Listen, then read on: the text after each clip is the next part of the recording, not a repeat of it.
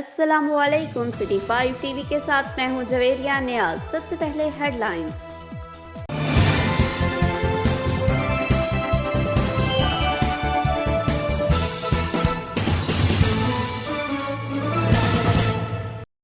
थाना रंगपुर की हदूद में जमीन के तनाजा पर दो ग्रुपों में तसादुम, इलाका मैदान जंग बन गया। तसादुम के नतीजा में 2 खवातीन समेत 6 अफराद जख्मी।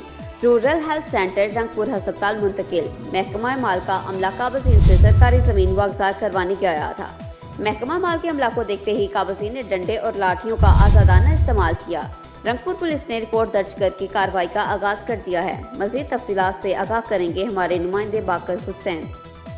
जी बिल्कुल, ये कोटादू का नवाई इलाका थाना रंगपुर के हदूद में ज़मीन के तनाज़ा पर 2 ग्रुपों में तसादम, इलाका मैदान जंग बन गया। कोटादू तसादम के नतीजे में 2 खवातीन समेत 6 अफराद ज़ख्मी।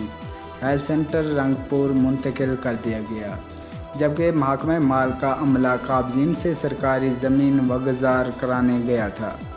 महकमा माल के अमले को देखते ही काबजीन ने डंडों और लाठियों का आज़ादाना इस्तेमाल शुरू कर दिया।